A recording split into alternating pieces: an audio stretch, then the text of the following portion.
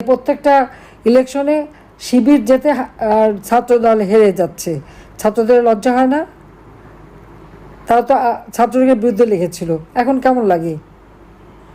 এরপরে তো ছাত্রদলকে আর বিএনপিকে তো এখন ওই শিবির আর জামাতের কাছে ধর্ণা দিতে হবে, এই অবস্থায় তারা নামছে এখন।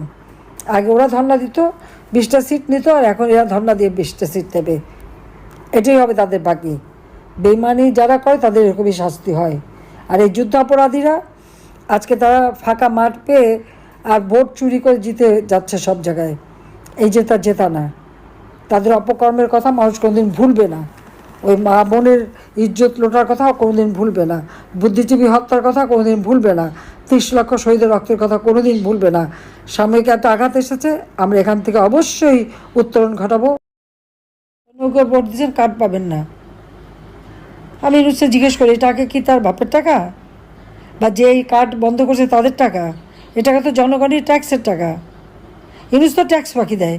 ইনুস তো বলতে পারবে না যে এই টাকায় তার অংশীদারিত্ব আছে। 666 কোটি টাকা ট্যাক্স বাকির মামলা হয়েছে তার বিরুদ্ধে। শ্রমিকের অর্থ আত্মসাৎ করার জন্য লেবার কোর্টে সে দণ্ডিত আসামি। এ টাকা তো জনগণের টাকা। এ টাকা বন্ধ করার তার তো কোনো অধিকার নাই। আমি তো দলমত দেখিনি। 43 লক্ষ যদি আওয়ামী লীগ হয়, 57 লক্ষ তো আওয়ামী লীগ করে না, ভোট দেয় না। আমি তো তাদেরকেও দিয়েছি। তাহলে কেন এরা বঞ্চিত হবে? হিসাব একদিন নিতে হবে ওর কাছ থেকে। তার কত টাকা আছে সেই হিসাবটা আছে আমাদের।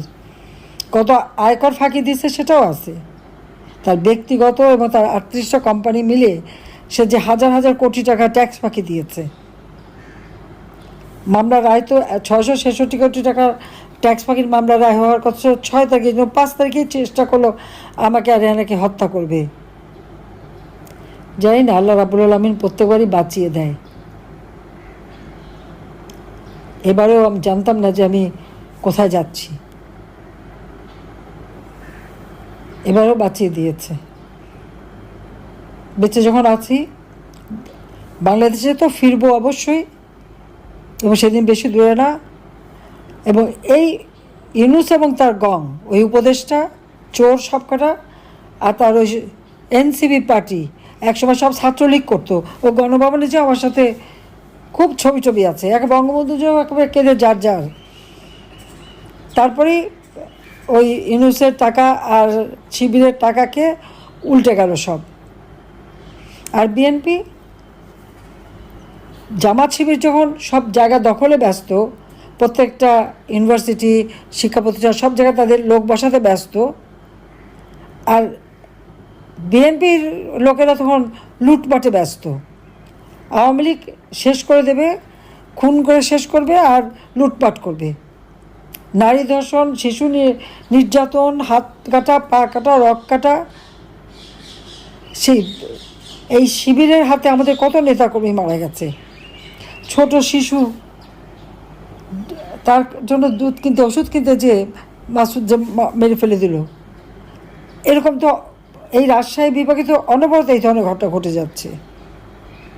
আমরা তো কোনোদিন রিভার্স দিতে যাইনি, আমরা বিচার করেছি, কিন্তু তার ফলাফলটা কি? আজকে যারা গুম খুনের কথা বলে, কত আওয়ামী লীগ নেতাকর্মী গুম হয়েছে কেউ বলতে পারবে? নদীতে লাশ ভেসে যায়, কার লাশ সেটাও তো কেউ জানে না। অথচ আমাদের অগণিত আওয়ামী লীগ কর্মী নেতাকর্মীদের খবর নেই। পুলিশ হত্যা করে ফেলে গুম করে দিয়েছে, আজহার হত্যা করে গুম করেছে। আজকে পুলিশের একেবারে পুলিশকে ধ্বংস করেছে। এখন সেটা আমাদের সশস্ত্র বাহিনী, এই সশস্ত্র বাহিনীকে ধ্বংস করতে বসেছে ইউনূস। আপনারা দেখেন, যারা কর্মরত, তার ডিউটি, তাদেরকে দায়িত্ব দেওয়া হয়েছে, তাদের বিরুদ্ধে মামলা। আজকে সশস্ত্র বাহিনীর 28 জন 29 জন অফিসারের বিরুদ্ধে মামলা দিয়েছে, তাদের নাকি চার্জশিট দেবে, তাদেরকে শাস্তি দেবে। কেন? তারা তো উপরে নির্দেশ মান্য করেছে, পুলিশ উপরে নির্দেশ মান্য করেছে, পুলিশকে মেরে মেরে পা বেঁধে ঝুলিয়ে রেখেছে। আর যে এনসিপির কয়েকটা আছে, ওই সার্জিস, হাসনাত, কে তারা আবার সেনাবাহিনীর ধমকও দেয়। আমি জানি না সেনাবাহিনীর কি মানে, তাদের কি শক্তি ক্ষয় হয়ে গেছে? এগুলি ধরে সোজা ধরে নিয়ে যেতে পারে না, তাহলে তো জবাব পেয়ে যায়। আজকে তারা আমাদের সশস্ত্র বাহিনীকে ধ্বংস করে দিচ্ছে। একটা দেশের সশস্ত্র বাহিনীর বিরুদ্ধে যদি এইভাবে অবসরপ্রাপ্ত হোক আর কর্মরত হোক, তাদের বিরুদ্ধে যদি এরকম মামলা হয়, তাহলে আন্তর্জাতিক ভাবমূর্তি কোথায় থাকে? তখন গুলি করবে না, বা যারা এই যে একের পর এক অগ্নিসন্ত্রাস করে যাচ্ছে তাদের বিরুদ্ধে কিছু বলবে না, পারলে ফুলের মালা দিয়ে আনে। কেন? জাতিসংঘে যেতে পারবে না, শান্তিরক্ষা মিশনে। আজকে কি হয়ে গেল তাদের? ওইটুকু বেইমানি না করে মানুষের পাশে যদি দাঁড়াতো, এই সন্ত্রাসীদের সাথে না থেকে, তাহলে হয়তো এই দিন সেনাবাহিনী দেখতে হতো না। কিন্তু তারপরে আমরা আমাদের নিজেদের হাতে গড়া, জাতির পিতা এই দেশ স্বাধীন করেছেন, এই সেনাবাহিনী তার হাতে গড়া। আর সেনাবাহিনীর যতটা উন্নতি আমি সরকারে এসে করেছি। জিয়া, এরশাদ, খালেদা জিয়া এরা যখনই এসেছে এদেরকে ধ্বংস করেছে, আমরা না, বরং আমরা এদের ভাবমূর্তি তুলে ধরেছি। কোথায় 1 নম্বরে ছিল, এখন 3 নম্বর, আস্তে আস্তে তাও শেষ হয়ে যাচ্ছে। এখন কোথায় যাচ্ছে জাতিসংঘের শান্তিরক্ষা মিশন? ইউনুস পাঠাবে? রোহিঙ্গাদের ফেরত পাঠাবে বড় গলা বলছে। পাঠাতে পেরেছে একজনও না, আরও নতুন করে এসছে। তো এই অবস্থায় একটা দেশ চলতে পারে না। আজকে মানুষের ঘরে খাবার নেই, চালের দাম এখন শহরে নাকি সস্তা চাল পাওয়াই যায় না। তো মানুষ খাবেটা কি? মাথা পিছু আয় কমে গেছে। প্রবৃদ্ধি যেখানে আমি 6.7 রেখে এসেছিলাম, সেটা এখন 3 দেখাচ্ছে, 3 নেমে গেছে, তার থেকে বেশি 2 নেমে গেছে। কোনো একটা কাজ হচ্ছে না, দেশটাকে একেবারে অচল করে দিল। আর টাকা পাচার, সমানে টাকা পাচার করে যাচ্ছে। এলসি খুলতে পারে না ব্যবসায়ীরা, ব্যাংকে ডলার জমা হচ্ছে, এলসি নাই, ব্যবসা নাই, ক্যাপিটাল মেশিনারিজ আসে না।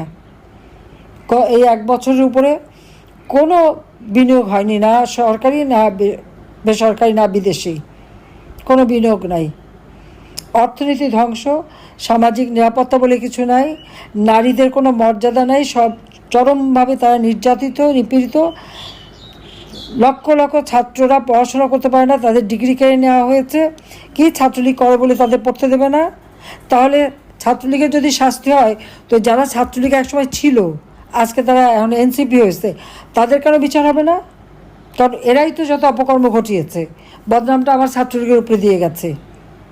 আর ছাত্রলীগের শাস্তি দেয়, তারা বসে বসে মজা লুটে, আর 1000 কোটি টাকার মালিক হওয়ার স্বপ্ন থেকে 100 কোটির মালিক হয়ে গেছে, আর 1000 কোটি টাকা মালিক হবে। এই অরাজকতার বিরুদ্ধে সকলকে রুখে দেওয়াতে হবে। আর আমরা যে উন্নয়নগুলি করেছি, প্রত্যেকটা উপজেলায় কি কি কাজ করেছি আওয়ামী লীগ, সেগুলি তালিকা করে করে ঘরে ঘরে পৌঁছে দিতে হবে। বলতে হবে মানুষকে, মানুষকে না বলে মানুষ ভুলে যায়। তাদেরকে বলতে হবে যে আমরা আওয়ামী লীগ ক্ষমতা আসে আপনাকে এই এই সুবিধা করে দিয়েছে। ছেলেমেয়েদের চাকরি ব্যবস্থা, training, computer training, incubation centre করা, এই রাজশাহীতে প্ল্যানেটোরিয়াম করে দিয়েছি, এই রাজশাহীতে কর্মসংস্থানের জন্য ব্যাপক কাজ আমরা করে দিয়েছি। কমিউনিটি ক্লিনিকের মাধ্যমে বিনা পয়সায় ওষুধ দিচ্ছি, চিকিৎসা সেবা। কম্পিউটার ট্রেনিং, ইনকিউবেশন সেন্টারে যারা ট্রেনিং নিচ্ছে তারা দেশে বিদেশে চাকরি পেয়ে যাচ্ছে। আওয়ামী লীগ জনগণের জন্য কাজ করে। কাজেই আওয়ামী লীগ যারা স্বপ্ন দেখে ধ্বংস করবে, আওয়ামী লীগ ধ্বংস হওয়ার না।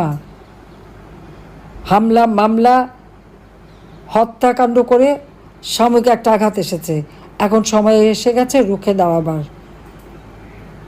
সেখানে জনগণকে সাথে নিয়ে নামতে হবে। সবচেয়ে বড় কথা, আগে জনগণের পাশে যেতে হবে। আমাদের দলে যে যেখানেই আছেন জনগণের সাথে যোগাযোগ করেন। আর আমাদের যাদের বিরুদ্ধে অরেন বা মামলা, হামলা বা যারা আত্মগোপনে, প্রত্যেকে নেতাকর্মীদের সাথে যোগাযোগ করেন এবং সবাইকে নিয়ে জনগণকে নেবেন। জনগণের শক্তিটাই আছে আসল শক্তি। আর আওয়ামী লীগ চিরদিনই জনগণের শক্তি নিয়ে, জনগণের ম্যান্ডেট নিয়ে, জনগণের ভোটে নির্বাচিত হয়েই ক্ষমতায় গেছে, এটা মাথায় রাখবেন। কখনই পিছনের দরজা দিয়ে আওয়ামী লীগ ক্ষমতায় যায় নাই, ইনশাল্লাহ যাবেও না। আওয়ামী লীগ জনগণের শক্তিতে বিশ্বাস করে। দেশকে আমাদের রক্ষা করতে হবে এই জালেমদের হাত থেকে। সুদখোর, আয়কর ফাঁকি, মানবতা লঙ্ঘনকারী, ফ্যাসিস্ট, জঙ্গি ইউনূসের হাত থেকে দেশকে রক্ষা করার জন্য প্রত্যেকে ঐক্যবদ্ধ হতে হবে এবং এক হয়ে কাজ করতে হবে। তারপর যার যা কিছু আছে সেই নিয়েই প্রস্তুত হতে হবে। আর ওই মব ভায়োলেন্স করবে আর বসে বসে মার খাবেন তা হবে না, নিজেদেরও প্রস্তুতি থাকতে হবে। তারপর দেখা যাবে কে কত ধানে কত চাল। কাজে সবাই সেইভাবে নিজেদেরকে শক্তিশালী করেন। আমি তো আছি আপনাদের পাশে, যখন যা লাগবে আমরা দেখব। যারা আহত নিহত, ঘর বাড়ি পোড়া, অবশ্যই আমি যখনই সুযোগ পাবো তাদের সবাইকে সকলের জন্য ব্যবস্থা করে দেবো। যে ছাত্র আজকে পড়াশোনা করতে পারছে না, তারা যদি ভবিষ্যতে পড়াশোনা করতে পারে সেই ব্যবস্থা করব। আমি অনেকের সাথে আমার কথা হয়, আমি কথা বলি, আর দেখো আমাদের জীবনেও এমন হয়েছে, আব্বা জেলে চলে গেছে, স্কুলে যাওয়া বন্ধ হয়ে গেছে, 1 বছর গেল, আবার জেলে, আবার বন্ধ, আবার 1 বছর গেল। এইভাবে কিন্তু আমরা ধাক্কা খেয়ে খেয়েই পড়াশোনা করে উঠে এসেছি। কাজে লেখাপড়ার কোনো বয়স থাকে না, ডিগ্রি কেড়ে নিলে বিদ্যা কেড়ে নিতে পারে না। ওই শেখ ফজলুল হক মনি, আসমত আলী শিকদার, তাদেরও ডিগ্রি কেড়ে নিয়েছিল আইয়ুব খান, মোনায়েম খান, কিন্তু তাদের শিক্ষা তো কাটতে পারেনি, বিদ্যা তো কাটতে পারেনি, তারা আবার পড়াশোনা করে ডিগ্রি নিয়েছে। আমাদের ছাত্ররা যারা, তারাও আবার পাবে। আজকে প্রত্যেকটা ইলেকশনে শিবির যেতে আর ছাত্রদল হেরে যাচ্ছে, ছাত্রদের লজ্জা হয় না? তারা তো ছাত্রলীগের বিরুদ্ধে লিখেছিল, এখন কেমন লাগে? এরপরে তো ছাত্রদলকে আর বিএনপিকে তো এখন ওই শিবির আর জামাতের কাছে ধর্ণা দিতে হবে, এই অবস্থায় তারা নামছে এখন। আগে ওরা ধর্ণা দিত, 20টা সিট নিত, আর এখন এরা ধর্ণা দিয়ে 20টা সিট নেবে। এটাই হবে তাদের বাকি। বেইমানি যারা করে তাদের এরকমই শাস্তি হয়। আর এই যুদ্ধাপরাধীরা আজকে তারা ফাঁকা মাঠ পেয়ে আর ভোট চুরি করে জিতে যাচ্ছে সব জায়গায়। এই জেতা না, তাদের অপকর্মের কথা মানুষ কোনোদিন ভুলবে না। ওই মা বোনের ইজ্জত লোটার কথা কোনোদিন ভুলবে না, বুদ্ধিজীবী হত্যার কথা কোনোদিন ভুলবে না, 30 লক্ষ শহীদের রক্তের কথা কোনোদিন ভুলবে না। সাময়িক একটা আঘাত এসেছে, আমরা এখান থেকে অবশ্যই উত্তরণ ঘটাবো, দেশকে আবার আমরা এগিয়ে নিয়ে যাব, উন্নত সমৃদ্ধ সোনার বাংলাদেশ ইনশাল্লাহ গড়ব। সবাই ভালো থাকেন, সুস্থ থাকেন। জয় বাংলা, জয় বঙ্গবন্ধু, বাংলাদেশ চিরজীবী হোক। খোদা হাফেজ।